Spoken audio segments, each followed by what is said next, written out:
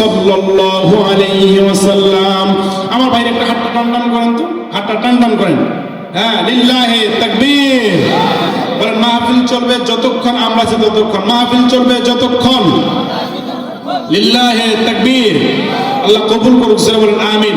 আযান শুনবেন, তেলাওয়াত শুনবেন, মা বাবার জন্য দোয়া করতে, তারপর সবাই মিলে একসাথে বিদায় নেব ইনশাআল্লাহ।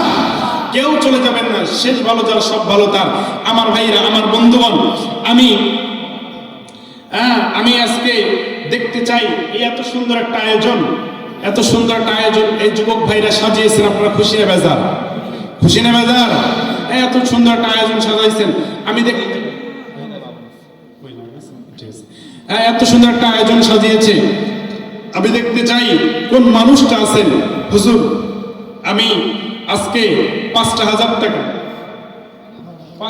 টাকা আজকে এই মাহফিলকে উদ্দেশ্য করে আমি দান করব। আমি মুসাফির মানুষ, খাস করে আপনাদের জন্য দোয়া করে দেবো ইনশাআল্লাহ। অনেকের মা নেই, অনেকের বাবা নাই, মা বাবার নিয়ত করে একটু দান করে দিয়ে যাবেন ইনশাআল্লাহ। আজকে মাহফিলের যিনি সভাপতি সাহেব মোহাম্মদ আজমল হোসেন শীষ, আজকের মাহফিলের সভাপতি থেকে শুরু হোক, কথা বলেন ঠিক কিনা? যেহেতু পোস্টারে আছে, আজকের মাহফিলের সভাপতি সাহেব জনাব মোহাম্মদ আজমল হোসেন শীষ, সহ ধর্ম বিষয়ক সম্পাদক গাবতলী থানা বিএমপি ও সাংগঠনিক সম্পাদক কাগইল ইউনিয়ন বিএমপি। দোয়া করছে আল্লাহ সুবহানাহু ওয়া তাআলা ভাইজানকে ইসলামের জন্য পরিপূর্ণভাবে কবুল করুক, জোরে বলেন আমিন। আমি আজকে এই ভাইজানকে উপস্থিত এই মাহফিলের জন্য 20,000 টাকা চাচ্ছি। নাকি কম হয়ে গেল না বেশি হলো? হ্যাঁ, কম হয়েছে, বেশি হয়েছে? কম হয়েছে না? যাই হোক, আমি 20,000 টাকা আবদার করলাম। ভাই যদি আরো বেশি দিতে চায় দিতে পারে, না হলে আমার আবদারটা রাখুন ইনশাআল্লাহ। ভাইয়ের মা বাবার জন্য, ভাইয়ের জন্য খাস করে দোয়া করবো, আল্লাহ এলাকার প্রতিনিধি হিসেবে কবুল করুক, জোরে বলেন আমিন। আর জোরে বলেন আমিন।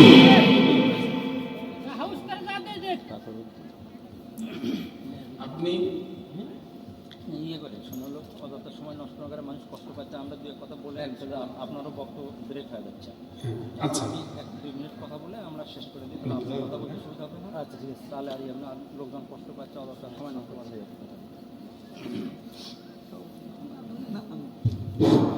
ধন্যবাদ। আমি প্রধান বক্তার কাছে ক্ষমা প্রার্থী। আমাদের অতিথি মহোদয়গণ এসেছেন।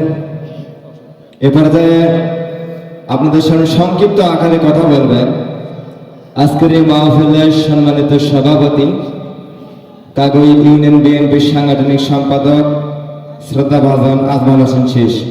আমি সম্মানিত সভাপতি মহোদয়কে কিছু কথা বলার জন্য অনুরোধ করতেছি।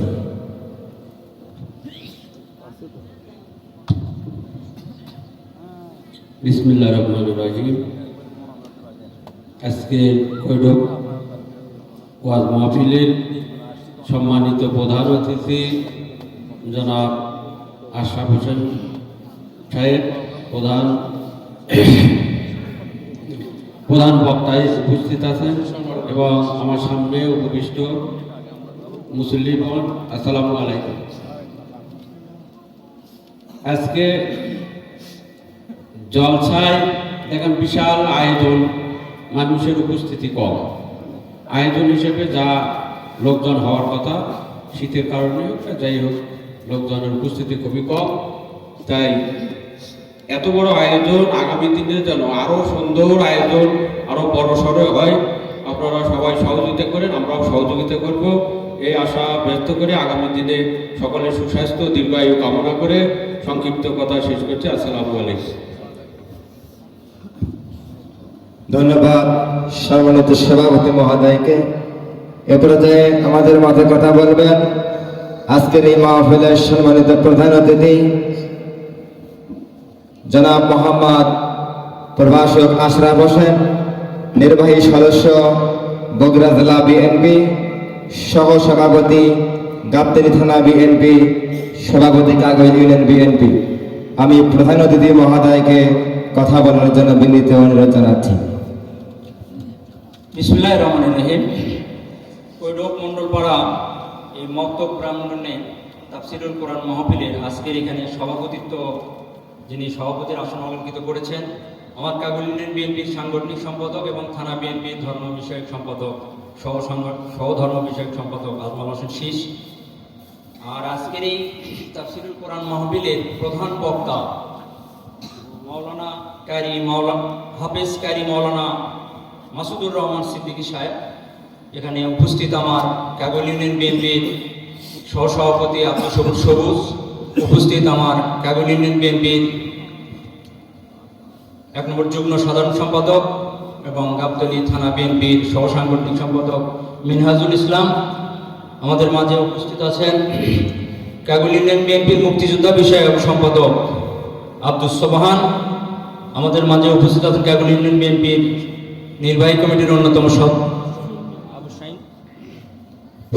শাহিন মোল্লা। আমাদের মাঝে উপস্থিত আছেন আমাদের আরও বিশেষ অতিথিবৃন্দ ছিলেন, যেনারা হয়তো আমাদের মাঝে নাই। তো যাই হোক, আপনারা এই শীতের রাতে আপনারা অনেক কষ্ট করছেন, আপনাদেরকে আমরা বিরক্ত করতে চাইনি। আমি আসছি বেশ কিছুক্ষণ আগে, আমরা চিন্তা ভাবনা করছিলাম যে ঠিক হুজুরের মোনাজাতের 10 মিনিট আগে আমরা আমরা কথা বলা শেষ করে হুজুর মোনাজাত করে শেষ করে দেবেন। তা আমাদের প্রথমে আসা উচিত ছিল, আমরা দেরি করে আসছি এই জন্য যে আপনারা জানেন যে বাংলাদেশে জাতীয় সংসদ নির্বাচন হতে যাচ্ছে 2026 সালের ফেব্রুয়ারি মাসের 12 তারিখে। এখন গাবতলী থানা এবং সাধারণপুর থেকে আমরা সবাই যেটা জানি যে আমাদের দেশ নেত্রী বেগম খালেদা জিয়া অত্যন্ত অসুস্থ। আমি আপনাদের কাছে আমার করজোরে প্রার্থনা থাকবে, আল্লাহর কাছে আপনারা সবাই প্রার্থনা করবেন। সারা বাংলাদেশের মানুষ তথা সারা পৃথিবীর মানুষ দলমত নির্বিশেষে, হিন্দু মুসলিম বৌদ্ধ খ্রিস্টান সকল ধর্মের মানুষ তার জন্য দোয়া করছে। তো এই মাহফিলে আপনাদের কাছে আমাদের নিবেদন, আপনারা আমাদের দেশ নেত্রী বেগম খালেদা জিয়ার জন্য দোয়া করবেন, আল্লাহ যেন তাকে সুস্থ করেন। আর উনি আমাদের ভোটে 3 বার প্রধানমন্ত্রী নির্বাচিত হয়েছিলেন, আবার উনি ভোট দেওয়া আমাদের এখানে ভোট করার সম্মতি জ্ঞাপন করেছেন, আমরা তাকে ভোট দেওয়ার সুযোগ পাবো ইনশাল্লাহ। তা আমরা আশা করব এখানে আমাদের প্রিয় নেতা জনাব তারেক রহমান সুদূর লন্ডনে বসে আমাদের নির্বাচন পরিচালনা করছেন। তা আমরা বগুড়া থেকে উনি ভোট করছেন। তা আমাদের ভোট অত্যন্ত মূল্যবান, আপনাদের মূল্যবান ভোটে আমরা বরাবরই প্রধানমন্ত্রী নির্বাচন করি। তা আগামীতে ইনশাল্লাহ আমাদের ভোটে তারেক রহমান বা দেশনেত্রী বেগম খালেদা জিয়া হয়তো দেশ পরিচালনার দায়িত্ব পাবেন। তাই আগামীতে যে নির্বাচন হবে এই নির্বাচনে অবশ্যই আমরা ইনশাল্লাহ ভোট দেব। ভোট দিয়ে আপনাদের মূল্যবান ভোট আপনারা দেবেন। গাবতলীর মানুষ, আমরা সাধারণপুরের মানুষ, বগুড়ার মানুষ, আমরা তো সাধারণত ধানের শীষেই ভোট দিই। তা আমরা যারা বাংলাদেশ জাতীয়তাবাদী দল করি, আমরা যারা বিএনপি করি, আমরা সবাই কিন্তু ইসলামী মুসলমান, আমরা ইসলামের মানুষ, আমরা ইসলাম ধর্মের মানুষ। ইসলামকে প্রতিষ্ঠিত করার জন্য আমাদের প্রিয় নেতা জনাব তারেক রহমান কিভাবে ইসলামকে প্রতিষ্ঠিত করা যায়, আপনারা জানেন যে জিয়াউর রহমান আমাদের সংবিধানে বিসমিল্লাহ ছিল না, তো জিয়াউর রহমানই কিন্তু বিসমিল্লাহ সংযোজন করেছেন। তা আমাদের প্রিয় নেতা তারেক রহমান উনি ঘোষণা দিয়েছেন ইসলামকে প্রতিষ্ঠিত করার জন্য, আমাদের দ্বীন ইসলামকে কায়েম করার জন্য আমাদের দেশনেত্রী বেগম খালেদা জিয়া অতীতে বিগত সময়ে আমরা জানেন যে আলিম ওলেমাদের মৌলানাদের অত্যন্ত সম্মান করতেন, ওনাদের গাড়িতে ফ্ল্যাগ লাগিয়ে দিয়েছিলেন, ওদের মন্ত্রী বানাইছেন, এমপি বানাইছেন। তা যাই হোক, আগামীতে বাংলাদেশে আমরা যারা বাংলাদেশে জাতীয়তাবাদী দল করি, আমরা যারা বিএনপি করি, আমরা কিন্তু ইসলাম ধর্মের মানুষ। আমরা ইসলাম ধর্ম প্রতিষ্ঠিত হোক, ইসলাম কায়েম হোক, কোরআন সুন্নাহর আইন মোতাবেক আমরাও বিশ্বাস করি। আমরা বিশ্বাস করি এই দেশের আমরা ধর্মপ্রাণ মানুষ, আমরা সকল ধর্মের মানুষ। আমি আমার ধর্ম ইসলাম ধর্ম পালন করব, অন্য ধর্মের মানুষ যেন তার ধর্ম স্বাধীনভাবে পালন করতে পারে, আমরা কিন্তু এটাতে বিশ্বাস করি। তা আগামীতে আমরা আজকের এই যে কৈটুক মন্ডল করা মক্তবের এখানে যে ধর্মসভা হচ্ছে, আমরা বিগত ধর্মসভায় কিন্তু আসছিলাম গত বছর। আমরা জানেন যে আমাদের দল কিন্তু ক্ষমতায় নাই। তো যাই হোক, ক্ষমতার বাইরে থাকার পরও আমার সাথে যারা সফর সঙ্গে আসছে, আমরা সার্বিকভাবে সহযোগিতা করে গত বছরও আমরা মোটামুটি যতটুকু আমরা পারছি আমাদের সাধ্যমতো আমরা দান করি, টাকা পয়সা দান দিয়ে গেছি। তা আজকেও কিন্তু আমরা এই তাফসীরুল কোরআন মাহফিলের জন্য আমি নগদ 10,000 টাকা দিয়ে গেলাম, এবং আমার এই যে সহসভাপতি সাহেব উনি আরও ব্যক্তিগতভাবে হয়তো আরও কিছু টাকা দেবেন। তা আমরা আগামীতে সামনে যদি নির্বাচন হবে, এই নির্বাচনে ইনশাল্লাহ যে একটা দল তো ক্ষমতায় আসবে, আমরা বিশ্বাস করি বাংলাদেশ জাতীয়তাবাদী দল ক্ষমতায় আসবে, তারেক রহমান নেতৃত্বে আসবে। আমরা ইউনিয়ন বিএনপি আমাদের হাতে যদি দল ক্ষমতায় আসে ইনশাল্লাহ আপনাদের দোয়ায়, তা আমরা অবশ্যই আমাদের হাতে থাকবে, ক্ষমতা থাকবে আমাদের হাতে, আমরাই লিখি। কোন মসজিদে কত টাকা যাবে, কোন মক্তবে কত টাকা যাবে, কোন মাদ্রাসায় যাবে।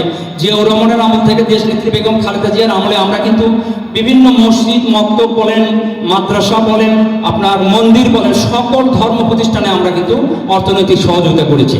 তা আগামীতে এই তাফসীরুল কোরআন মাহফিল যাতে আরো বড় আকারে হয়, এর জন্য আমাদের অবশ্যই অবদান থাকবে। আমরা অবশ্যই চেষ্টা করব আগামীতে। আমরা আজকে হয়তো আমরা ক্ষমতায় নাই, আমরা বেশি টাকা দিতে পারিনি, আগামীতে দল যদি ক্ষমতায় আসে আমরা তাদের বেশি টাকা দিতে পারি। আপনারা এই সহযোগিতা করবেন এবং দেশনেত্রী বেগম খালেদা জিয়ার জন্য দোয়া করবেন।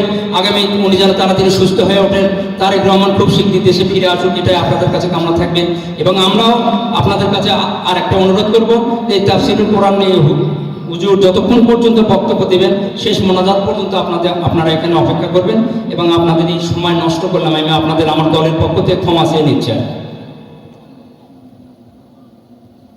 তাছাড়া আমাদের তারেক রহমান কিন্তু ঘোষণা করেছে যে ধর্মকে প্রতিষ্ঠিত করার জন্য, ইসলামকে প্রতিষ্ঠিত করার জন্য মসজিদের ইমাম, মসজিদের মুয়াজ্জিন, তাদের জন্য যে একটা বেতন নির্ধারণ করা যায়। আমরা যারা মুসলমান, আমরা ধরেন আজকে এই ধর্মসভার আমরা যারা হলো এখানে প্রধান অতিথি হয়ে আসছি, বিশেষ অতিথি হয়ে আসছি, তারপরে এই যারা কমিটি, আমাদের নিজস্ব সহযোগিতায় এইগুলো পরিচালিত হয়। তা আমাদের তারেক রহমান ঘোষণা করেছে যে মসজিদগুলো যাতে ভালো হয়, মসজিদগুলোর যাতে উন্নয়ন হয়, এই জন্য উনি মসজিদের ইমাম, মসজিদের মুয়াজ্জিন এই বেতন দেওয়া কিন্তু আমাদের জন্য অত্যন্ত কঠিন হয়ে যায়। আমি একটা মসজিদের সভাপতি, আমার মসজিদ, আমি হজে গিয়েছিলাম, আমি হজে যাওয়ার আগে আমার মসজিদটা ভাঙছি। আমি এই যাবৎ আমার পাড়া মহল্লার মধ্যে আমার নিজের এলাকার থেকে চাঁদা তুলে আমি প্রায় 25 লক্ষ টাকার কাজে আমার মসজিদ প্রায় শেষ পথে নিয়ে আসছি ইনশাল্লাহ। তা আমরা মসজিদের উন্নয়নের জন্য আমরা মুসলমান হিসেবে অবশ্যই সহযোগিতা করব। আমরা আগামীতে যাতে আরও সহযোগিতা করতে পারি। ইমাম মুয়াজ্জিনের বেতন দিতে গেলে আমাদের পাড়ায় মহল্লা, আমাদের মুসল্লিদের বাড়ি বাড়ি গিয়ে টাকা আদায় করতে হয়। তা আমাদের তারেক রহমান ঘোষণা করেছেন যে ইমাম মুয়াজ্জিনের যাতে বেতন নির্ধারণ করা যায়, তাদের যদি বেতন কিছু টাকাও যদি তারা দেয়, তাহলে আমরা কিছু টাকা দিলে তাদেরকে একটা ভালো বেতন দেয়। মুয়াজ্জিনের কিন্তু অনেক পরিশ্রম, 5 ওয়াক্ত আযান দিতে হয়। ইমাম সাহেব হয়তো সপ্তাহে একদিন আসে, কিন্তু মুয়াজ্জিনকে কিন্তু দিনে 5 বার আযান দিতে হয়।